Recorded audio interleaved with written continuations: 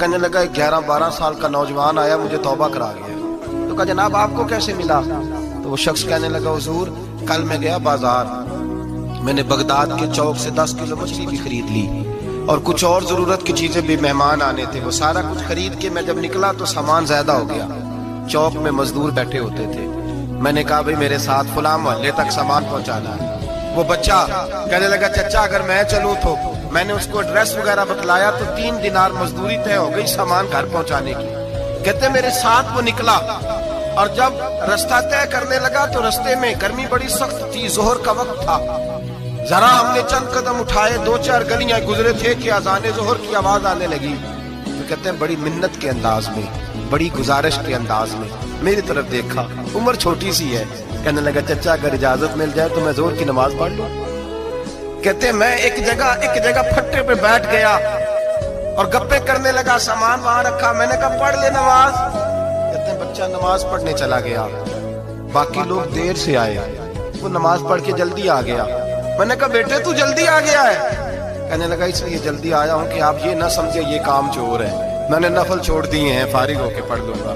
کہتے ہیں سامان اٹھایا, رستے میں گرمی شدت کی تھی, اس کا پسینہ بہنے لگا, میں آگے بڑھا, میں نے کہا بیٹے سامان تھوڑی دیر کے لیے مجھے دے دو, گرمی زیادہ ہے. کہنے لگے میں آپ کو نہیں دے سکتا, اس لیے کہ 3 دینار مزدوری گھر پہنچانے کی طے کی ہے, میں پھر مزدوری پوری نہیں لوں گا, پیسے کم لوں گا. کہتے ہیں میں محو حیرت ہو گیا, اس جوان کی بات نے میرے سارے وجود تھر تھر کپا ڈالا کہ اس دور میں اس قسم کے لوگ. کہتے ہیں گھر لے گیا اس کو, میں سامان رکھا, میں نے کہا تم یہاں ٹھہرو میں 3 دینار مزدوری لاتا ہوں. کہتے ہیں پیسے لینے گیا تو بیوی کو بتایا, بڑا نیک ہے, بڑا پرہیزگار جوان ہے.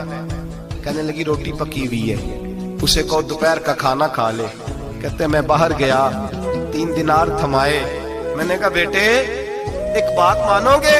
تو کہتے ہیں 3 دینار دے کے کہنے لگا اب تو آپ مالک ہو گئے, میں نے نمک کھا لیا ہے, اب تو ہر بات مانوں گا. اصلہ نال جی نیکی کریے نسلہ تاک نہیں بھول دے, میں اب ہر بات مانوں گا. تو میں نے کہا دوپہر کا کھانا کھا لو. کہتے ہیں اس کی گردن جھک گئی اور بڑے دھیمے لہجے میں کہنے لگا میں نہیں کھا سکتا, میں نے روزہ رکھا ہوا ہے, روزہ رکھا ہوا ہے, نفلی روزہ رکھا ہوا ہے. کہتے میں اور پریشان ہوا, میں نے فوری طور پہ سوال کیا کہ اب تو کدھر جائے گا؟ تو کہنے لگا اب میں کہیں نہیں جاؤں گا, میرے 1 دن کا خرچہ میرے ماں باپ نے جو ڈیوٹی لگائی ہے وہ 3 دینار ہے, پورا ہو گیا ہے. اب میں باقی جو وقت بچے گا یا قرآن پاک کی تلاوت کروں گا یا محمد عربی پہ درود و سلام پڑھوں گا.